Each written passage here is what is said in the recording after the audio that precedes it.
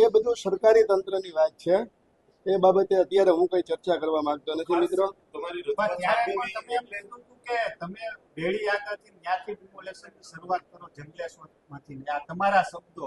એ હું બોલેલો જ હતો અને કરવું જોઈએ. બંને બાજુ આવવું જોઈએ. જે આજી રિવરફ્રન્ટ છે એ બંને બાજુ થવું જોઈએ. એક બાજુ થવાથી એ અમુક લોકોને અન્યાય છે. બંને બાજુ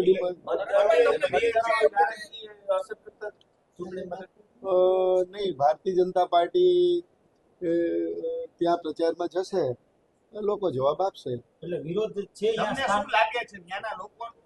સ્થાનિક લોકોનું વલણ તો હજી સ્પષ્ટ નથી કે કયા પક્ષને શું કરવું, પણ મને વિશ્વાસ છે ભારતીય જનતા પાર્ટી જીતશે વોર્ડ નંબર 16 આ વખતે પણ.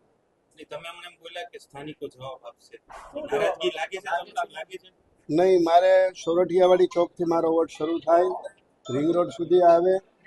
એમાં જે 22 સોસાયટીઓ છે અને સમગ્ર પટ્ટામાં અમારી કામગીરી બોલે છે. અત્યારે પણ વિકાસ ચાલુ છે. નંદા હોલથી સરદાર પટેલના દવાખાના પાસે જે રોડ છે એ ટીપીનો રોડ ખુલ્લો કર્યો છે અને ત્યાં પાકો રોડ છે. ગાર્ડન પણ ખૂબ સારો હરિઓમ વિદ્યાલય પાસે છે. ખાસ જંગલેશ્વર વિસ્તાર ને અહીંયા ડિમોલિશન થયું છે, તો એ તમારે યોગ્ય છે? કારણ કે તમે રજૂઆત કરી તોય છતાંય થયું છે ડિમોલિશન.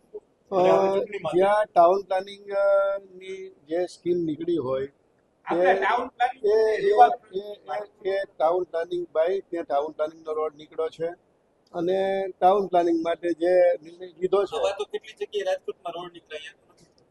દરેક જગ્યાએ ટાઉન પ્લાનિંગની દ્રષ્ટિએ રોડ નીકળે જ છે અને ત્યાં દસ્તાવેજ વાળા હોય તો એ દૂર કરવામાં આવે છે.